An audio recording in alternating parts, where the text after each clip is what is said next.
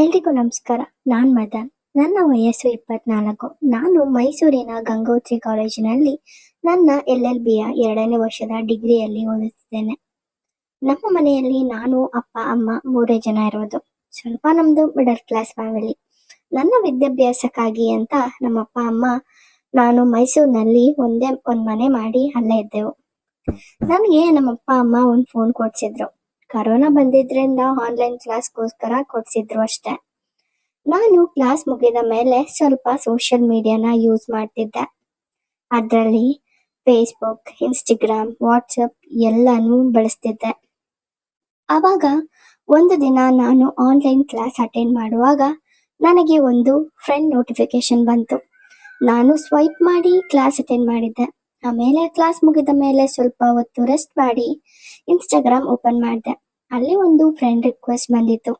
ನಾನು ಯೂಶಲಿ ನನಗೆ ಬರುವಂತಹ ರಿಕ್ವೆಸ್ಟ್ಗಳನ್ನ ಅಕ್ಸೆಪ್ಟ್ ಮಾಡ್ತೀನಿ. ಇದನ್ನು ಹಾಗೆ ಕ್ಯಾಶುಯಲ್ ಆಗಿ ಅಕ್ಸೆಪ್ಟ್ ಮಾಡಿ ಅಮ್ಮ ಊಟಕ್ಕೆ ಕರೆದ್ರು. ಹೋಗಿ ಊಟ ಮಾಡಿ ಕ್ರಿಕೆಟ್ ಆಡಲು ಹೋದೆ. ಕರೋನಾ ಇದ್ದಿದ್ರಿಂದ ನನ್ನ ಸ್ನೇಹಿತರು ಎಲ್ಲರೂ ಸೇರಿ ಸಂಜೆ ವೇಳೆ ಕ್ರಿಕೆಟ್ ಆಡ್ತಿದ್ವಿ. ಕ್ರಿಕೆಟ್ ಆಡಿ ಮನೆಗೆ ಬಂದು ಫೋನ್ ಯೂಸ್ ಮಾಡ್ತಾ ಮಲಗಿದ್ದೆ. ನನಗೆ ಒಂದು ಮೆಸೇಜ್ ಬಂತು, ಹಾಯ್ ಅಂತ. ನಾನು ಯಾರಪ್ಪ ಇದು ಅಂತ ಓಪನ್ ಮಾಡಿದೆ. ಒಂದು ಹುಡುಗಿ ಕಡೆಯಿಂದ ಮೆಸೇಜ್ ಬಂದಿತ್ತು. ನಾನು ಅವಳಿಗೆ ರಿಪ್ಲೈ ಮಾಡೋ ಮುಂಚೆ ಅವಳ ಪ್ರೊಫೈಲ್ ಓಪನ್ ಮಾಡಿ ನೋಡಿದೆ. ಅವಳ ಹೆಸರು ನೀರಜ ಅಂತ. ಅವಳು ನೋಡಲು ಮಾಡರ್ನ್ ಆಗಿ ತುಂಬಾ ಸುಂದರವಾಗಿದ್ದಳು. ಹುಡುಗಿಯರ ಗುಂಪಿನ ಮಧ್ಯೆ ನೋಡಿದರೆ ವಾವ್ ಅನ್ನೋ ಬ್ಯೂಟಿ. ನಾನು ಹುಡುಗಿ ತುಂಬಾ ಚೆನ್ನಾಗಿದ್ದಾಳೆ ಅಂತ ರಿಪ್ಲೈ ಮಾಡಿದೆ, ಹಲೋ ಅಂತ. ಅದಕ್ಕೆ ಅವಳು ರಿಪ್ಲೈ ಮಾಡಿ ನಮ್ಮ ಪರಿಚಯ ಆಯ್ತು. ಅವಳು ಬೆಂಗಳೂರಿನವಳು. ಅವಳ ತಂದೆ ತಾಯಿ ಒಬ್ಬಳೆ ಮಗಳು. ಅವಳಿಗೂ 20 ವರ್ಷ. ಅವಳ ತಂದೆ ತಾಯಿ ಇಬ್ಬರು IT ಫೀಲ್ಡ್ ನಲ್ಲಿ ಕೆಲಸ ಮಾಡ್ತಿದ್ರಂತೆ. ಅವಳನ್ನು ಚಿಕ್ಕದರಿಂದ ಕೇರ್ ಟೇಕರ್ ನೋಡ್ಕೊಂಡು ತಾಯಿ ತಂದೆ ಪ್ರೀತಿಯಿಂದ ವಂಚಿತಳಾಗಿ ಬೆಳೆದಿದ್ದಳು. ಇವಾಗ ದೊಡ್ಡವಳಾಗಿದ್ದರಿಂದ ಮನೆಯಲ್ಲಿ ಒಬ್ಬಳನ್ನೇ ಬಿಟ್ಟು ಕೆಲಸಕ್ಕೆ ಹೋಗುತ್ತಿದ್ದರಂತೆ. ಇವಾಗ ಕರೋನಾ ಇದ್ದಿದ್ರಿಂದ ಅವರು ಮನೆಯಲ್ಲಿ ಇದ್ದರು ಒಂಟಿನೇ. ಯಾಕಂದ್ರೆ ಇಬ್ಬರಿಗೂ ವರ್ಕ್ ಫ್ರಮ್ ಹೋಮ್. ಸೊ ಇಬ್ಬರು ಒಂದು ಲ್ಯಾಪ್ಟಾಪ್ ಹಿಡಿದು ಒಂದೊಂದು ರೂಮ್ ನಲ್ಲಿ ಸೇರಿದ್ದರು.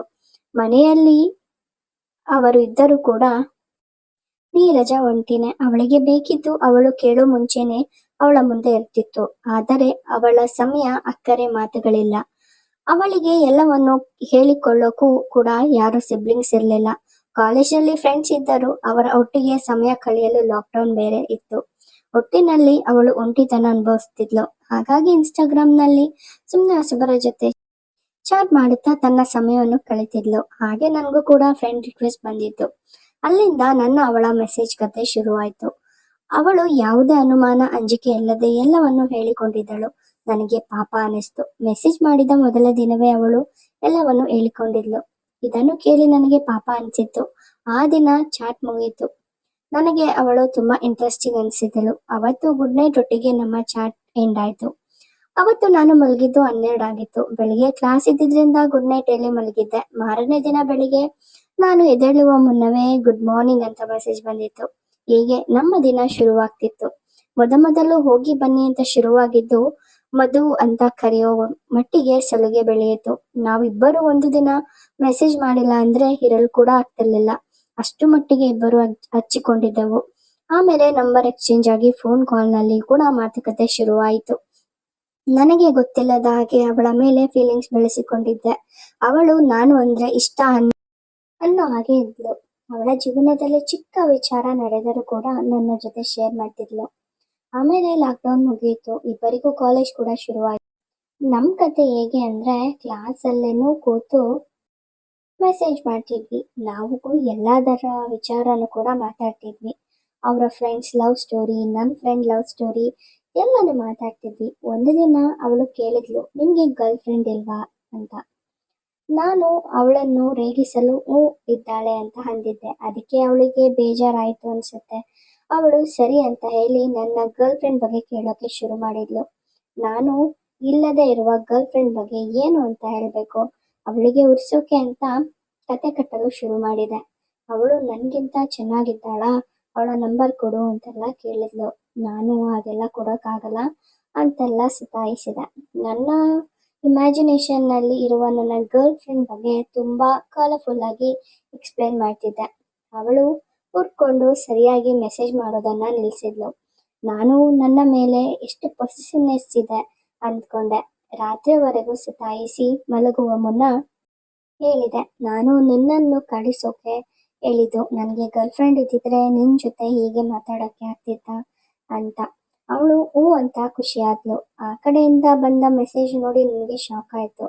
ಅವಳು ನಾನಾಗ್ಲಾ ನಿನ್ ಗರ್ಲ್ ಫ್ರೆಂಡ್ ಅಂತ ಕೇಳಿದ್ಲು. ನಾನು ಕಣ್ಣು ಉಜ್ಜಿ 2 ಸಲ ಮೆಸೇಜ್ ನೋಡಿದೆ.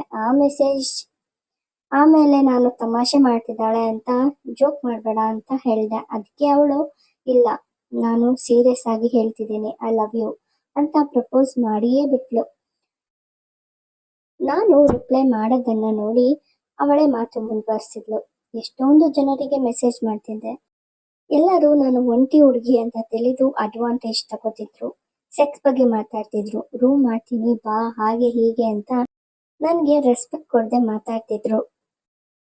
ಆದ್ರೆ ನನಗೆ ನಿನ್ನ ಜೊತೆ ಚಾಟ್ ಶುರು ಮಾಡಿದ ದಿನದಿಂದಲೂ ನನಗೆ ಕಂಫರ್ಟ್ ಫೀಲ್ ಕೊಟ್ಟಿದ್ಯಾ. ನನ್ನ ಕತೆ ಕೇಳಿದ ಮೇಲೂ ನನ್ನ ಜೊತೆ ಇದೆಯಾ. ನನ್ನ ಒಂಟಿತನಕ್ಕೆ ಜೊತೆ ಆಗಿದ್ಯಾ. ನನ್ನ ಫೀಲಿಂಗ್ಸ್ಗೆ ರೆಸ್ಪೆಕ್ಟ್ ಮಾಡ್ತೀಯಾ. ನೋಡೋಕ್ಕೂ ತುಂಬ ಚೆನ್ನಾಗಿದ್ಯಾ.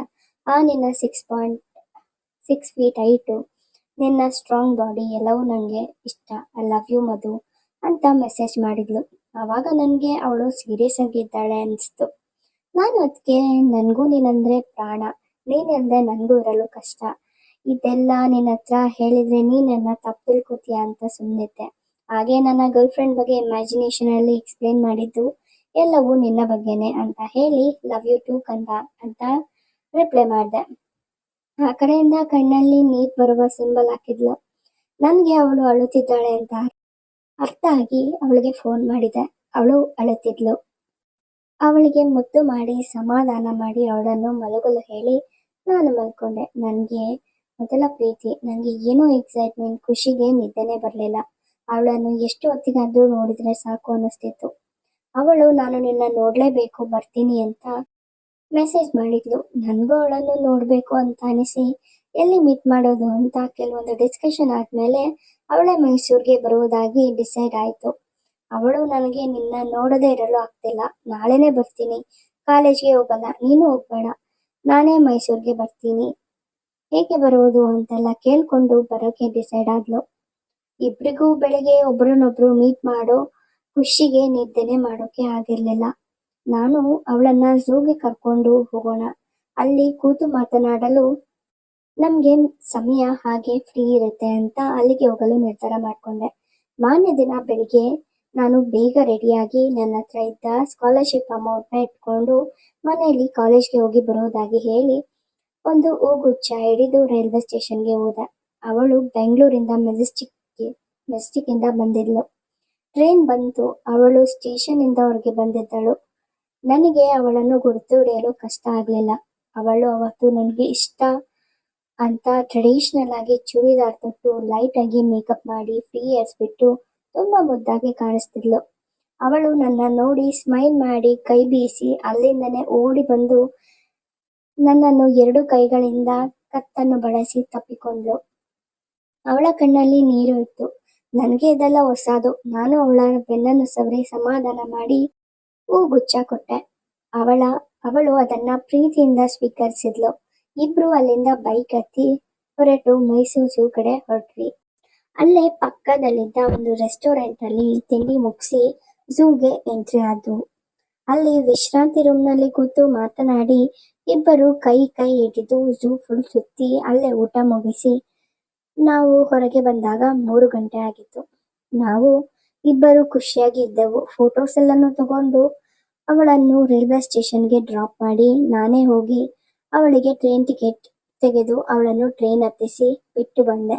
ಅವಳನ್ನು ಬಿಟ್ಟು ಬರಲು ಬೇಜಾರಾಗ್ತಿತ್ತು, ಆದರೆ ಬರಲೇಬೇಕಲ್ಲ, ಬಂದೆ. ಅಲ್ಲಿಂದ 15 ದಿನಕ್ಕೊಂದು ಸಲ ಬಂದು ಮೀಟ್ ಮಾಡ್ತಿದ್ಲು. ಹೀಗೆ 2 ವರ್ಷ ಮುಗಿದೇ ಹೋಯಿತು. ಅವಳ ಡಿಗ್ರಿ ಮುಗಿದು ಅವಳು ಕೆಲಸಕ್ಕೆ ಹೋಗ್ತಿದ್ಲು. ನಾನು ನನ್ನ ಡಿಗ್ರಿ ಮುಗಿಸಿ ಲಾ ಪ್ರಾಕ್ಟೀಸ್ ಮಾಡಲು ಬೆಂಗಳೂರಿಗೆ ಹೋದೆ. ಅವಳಿಗೆ ತುಂಬಾ ಖುಷಿ, ನಾನು ಇನ್ಮೇಲೆ ಬೆಂಗಳೂರಲ್ಲೇ ಇರ್ತೀನಿ ಅಂತ. ಡೈಲಿ ಮೀಟ್ ಮಾಡ್ಬೋದು ಅಂತ ಇಬ್ಬರು ಮೀಟ್ ಮಾಡ್ತಿದ್ವಿ, ಖುಷಿಯಾಗಿದ್ವಿ. ನಮ್ಗೆ ಎಲ್ಲಿಯೂ ಕೂಡ ಪ್ರೈವೇಸಿ ಇಲ್ಲದ ಕಾರಣ ಎಲ್ಲಾದರೂ ಹೊರಗಡೆ ಹೋಗೋಣ ಅಂತ ಅವಳು ಸಿಟಿಯಿಂದ ಹೊರಗೆ ಚಿಕ್ಕಮಂಗ್ಳೂರಿನಲ್ಲಿ ಇರುವ ಒಂದು ರೆಸಾರ್ಟ್ನಲ್ಲಿ ರೂಮ್ ಬುಕ್ ಮಾಡಿ ಅಲ್ಲಿ 2 ದಿನದ ಮಟ್ಟಿಗೆ ಅಲ್ಲಿಗೆ ಹೋಗಿದ್ದೆವು. ಅಲ್ಲಿಗೆ ಹೋದ ಮೇಲೆ ವಾತಾವರಣ ತುಂಬಾ ಇಷ್ಟ ಆಯ್ತು. ಇಬ್ಬರು ಡಿನ್ನರ್ ಮುಗಿಸಿ ಬಾಲ್ಕನಿಯಲ್ಲಿ ಕೂತು ಮಾತಾಡ್ತಿದ್ದೆವು. ನಮಗೆ ಇಷ್ಟು ದಿವಸ ಪ್ರೈವೇಸಿ ಹಾಗೆ ಎಲ್ಲಿನೂ ಸಿಕ್ಕಿರ್ಲಿಲ್ಲ. ಎಲ್ಲವೂ ಪಬ್ಲಿಕ್ ಪ್ಲೇಸಲ್ಲಿ ಆಗಿದ್ದರಿಂದ ಪ್ರೀತಿ ಮಾಡೋಕೆ ಶುರು ಮಾಡಿ 2 ವರ್ಷ ತುಂಬಿದರೂ ಒಂದು ಮುತ್ತು ಕೂಡ ಕೊಟ್ಟಿರ್ಲಿಲ್ಲ. ಇಬ್ಬರಿಗೂ ಬಾಲ್ಕನಿನಲ್ಲಿ ಕೂತಿದ್ದೆವು. ಇಬ್ಬರ ಮಧ್ಯೆ ಯಾವುದೇ ಮಾತುಕತೆ ಇಲ್ಲ. ಇಬ್ಬರ ತಲೆಯಲ್ಲಿ ಬೇರೆ ಬೇರೆ ಆಲೋಚನೆಗಳು ಓಡುತ್ತಿದ್ದವು. ಅವಳ ಮುಖದಲ್ಲಿ ಏನೋ ಗಾಂಭೀರ್ಯ, ನಾಚಿಕೆ ಆವರಿಸಿತ್ತು. ನನಗೆ ಮುಜುಗರ. ನಾನೇ ಮುಂದುವರಿಯೋಣ ಅಂತ ಅವಳ ಕೈ ಹಿಡಿದು ನನ್ನ ಕೈಗೆ ತಗೊಂಡೆ. ಅವಳ ಬಳಿ ಬಗ್ಗಿ ಐ ಲವ್ ಯು ಅಂದೆ. ಅವಳಿಗೆ ನನ್ನ ಬಿಸಿ ಉಸಿರು ಶೋಕಿ ಕಣ್ಣು ಮುಚ್ಚಿದಳು. ನಾನು ಅವಳ ಕೆನ್ನೆಗೆ ನನ್ನ ತುಟಿಗಳಿಂದ ಸ್ಪರ್ಶ ಮಾಡಿ ಮುತ್ತು ಕೊಟ್ಟೆ. ಆಮೇಲೆ ಅವಳನ್ನು ನನ್ನ ತೊಡೆ ಮೇಲೆ ಕೂರಿಸಿಕೊಂಡು ಅವಳ ಮುಂಗುರುಳು ಜೊತೆ ಆಟ ಆಡುತ್ತಾ ಅವಳ ಕತ್ತಿಗೆ ನಿಧಾನಕ್ಕೆ ಮುತ್ತು ಕೊಡಲು ಶುರು ಮಾಡಿದೆ. ಅವಳು ನನ್ನ ಕೂದಲಿಗೆ ಕೈ ಆಡಿಸುತ್ತಿದ್ದಳು. ನಾನು ಹಾಗೆ ಅವಳ ಲಿಪ್ಸ್ಗೆ ಕಿಸ್ ಮಾಡಲು ಶುರು ಮಾಡಿದೆ. ಅಲ್ಲಿ ನಮ್ಮ ಎದೆಯ ಬಡಿತ ಜೋರಾಗಿತ್ತು. ಅವಳು ಕೂಡ ಚೆನ್ನಾಗಿ ಪ್ರತಿಕ್ರಿಯಿಸಲು ಶುರು ಮಾಡಿದಳು. ಆಗ ನಾನು ಅವಳ ಕಿವಿಯಲ್ಲಿ ಪಿಸುಗುಟ್ಟಿದೆ. ನಮಗೆ ಇದು ಮೊದಲ ಸಲ ಅಂದೆ. ಅವಳು ಹ್ಞೂ ಅಂತ ಹೇಳಿದ್ಲು. ನಾನು ಒಳಗೆ ಹೋಗೋಣ ಅಂದೆ. ಸರಿ ಅಂತ ತಲೆ ಆಡಿಸಿದ್ಲು. ನಾನು ಅವಳನ್ನು ನನ್ನ ಬಲಿಷ್ಠವಾದ ಕೈಯಿಂದ ಎತ್ತಿಕೊಂಡು ಹೋಗಿ ರೂಮ್ ಬೆಡ್ ಮೇಲೆ ಕೂರಿಸಿ ನನ್ನ ಶರ್ಟ್ ತೆಗೆದು ಅವಳ ಮೇಲೆ ಬಿದ್ದೆ. ಅವಳ ತುಟಿಗೆ ಮುತ್ತು ಕೊಡುತ್ತಾ ಅವಳ ತುಟಿಯ ರಸವೆಲ್ಲ ಹೀರೋಕೆ ಶುರು ಮಾಡಿದೆ. ಅಲ್ಲಿನ ಚಳಿ, ಪ್ರೈವೇಸಿ, ಅವಳ ಬ್ಯೂಟಿ ಮತ್ತಷ್ಟು ಮತ್ತೇರಿಸುವಂತಿತ್ತು. ಅವಳ ಮೇಲೆ ಮಲಗಿದ್ದ ನನಗೆ ಸಖತ್ ಖುಷಿ ಆಗ್ತಿತ್ತು. ಅವಳನ್ನು ಇಂಚಿಂಚುನೂ ಕೂಡ ಅನುಭವಿಸ್ಬೇಕು ಅಂತ ಎಕ್ಸೈಟ್ಮೆಂಟ್ ಅಲ್ಲಿ ಅವಳ ಲಿಪ್ಸ್ಗೆ ಕಿಸ್ ಮಾಡ್ತಿದ್ದೆ. ಅವಳು ಅದಕ್ಕೆ ಸಹಕರಿಸುತ್ತಾ ಕಿಸ್ ಮಾಡ್ತಿದ್ಲು. ನಾವು ಹಾಗೆ ಮುಂದುವರೆದು ಬೆತ್ತಲಾದೆವು. ಅವಳ ಮೊಲೆ ಅಮುಕುತ್ತಾ ಅವಳ ತೂತಿಗೆ ಕೈ ಹಾಕಿದೆ. ಅಲ್ಲಿಂದ ಅವಳ ಮುಲುಕಾಟ ಶುರುವಾಯ್ತು. ಅವಳ ತೂತಿಗೆ ನಾಲಿಗೆ ಹಾಕಿ ನೆಕ್ಕಲು ಶುರು ಮಾಡಿದೆ. ಅವಳು ಮಜದಲ್ಲಿ ಕಿರುಚಲು ಶುರು ಮಾಡಿದಳು. ಅವಳ ಕಿರುಚಾಟ ಕೇಳಿ ನಾನು ಇನ್ನ ಎಕ್ಸೈಟ್ಮೆಂಟ್ ಅಲ್ಲಿ ಚೀಪಲು ಶುರು ಮಾಡಿದೆ. ಅವಳು ಅವಳ ರಸ ಎಲ್ಲವನ್ನು ಕಾರಿಯೇ ಬಿಟ್ಟಳು. ಆಮೇಲೆ ನನ್ನ ಗೂಟವನ್ನು ಚೀಪಲು ಹೇಳಿದೆ. ಅವಳು ಬಾಯಿಗೆ ಹಾಕಿ ಚೆನ್ನಾಗಿ ಚೀಪಲು ಶುರು ಮಾಡಿದಳು. ನನಗೆ ಮಜಾ ಬರ್ತಿತ್ತು. ನಾನು ತಡ ಮಾಡದೆ ಅವಳ ತೊಡೆಯ ಮಧ್ಯೆ ಬಂದು ಸಿಕ್ಕಿಸೇ ಬಿಟ್ಟೆ. ಇಬ್ಬರಿಗೂ ನೋವಾಯಿತು. ಆಮೇಲೆ ದಿಗ ಹಿಂದೆ ಮುಂದೆ ಮಾಡಿ ಜೋರಾಗಿ ಹೊಡೆಯೋಕೆ ಶುರು ಮಾಡಿದೆ. ಅವಳು ಜೋರಾಗಿ ಮುಳುಕುತ್ತಿದ್ದಳು. ನನ್ನ ರಸವನ್ನೆಲ್ಲ ಅವಳ ತೂತಿನಲ್ಲಿ ಬಿಟ್ಟು ಅವಳ ಮೇಲೆ ಬಿದ್ದೆ. ಇಬ್ಬರು ಸುಸ್ತಾಗಿ ಮಲಗಿ ಬೆಳಿಗ್ಗೆ ಎದ್ದು ಇಬ್ಬರಿಗೂ ಏನೋ ಖುಷಿ, ಉಲ್ಲಾಸ ಮನಸ್ಸಿನಲ್ಲಿ. ಅವತ್ತು ನನಗೆ ಕಂಪ್ಲೀಟ್ ಆಗಿ ನನ್ನವಳು ಆದ್ಲು ನೀರಜ. ಅವತ್ತಿನಿಂದ ನಮ್ಮ ರಿಲೇಶನ್ಶಿಪ್ ಡೀಪ್ ಆಗ್ತಾ ಹೋಯ್ತು. ರೆಸ್ಪೆಕ್ಟ್ ಜಾಸ್ತಿ ಆಗ್ತಾ ಹೋಯ್ತು. ಇಬ್ಬರು ಮನೆಯಲ್ಲಿ ಒಪ್ಪಿಸಿ ಮದುವೆ ಆಗಬೇಕು ಅಂತ ನಿರ್ಧಾರ ಮಾಡಿ ನಮ್ಮ ಭವಿಷ್ಯದ ಬಗ್ಗೆ ತಲೆ ಕೆಡಿಸಿಕೊಂಡು ಲೈಫಲ್ಲಿ ಸೆಟಲ್ ಆದ ಮೇಲೆ ಮನೆಯಲ್ಲಿ ಒಪ್ಪಿಸಿ ಮದುವೆ ಆಗಿ ಒಂದು ಒಳ್ಳೆಯ ಸಂಸಾರ ನಮ್ಮದಾಗಿದೆ. ಇದಾಗಿತ್ತು ನಮ್ಮ corona lockdown love story. Social ಮೀಡಿಯಾದಲ್ಲಿ ಫ್ರೆಂಡ್ಸ್ ಆಗಿ ನನ್ನ ಲೈಫ್ಗೆ ನಿಜವಾದ ಸೋಲ್ಮೇಟ್ ಸಿಕ್ಕಳು. ಇಲ್ಲಿಯವರೆಗೂ ತಾಳ್ಮೆಯಿಂದ ನನ್ನ ಕತೆ ಕೇಳಿದ ತಮ್ಮೆಲ್ಲರಿಗೂ ಧನ್ಯವಾದಗಳು.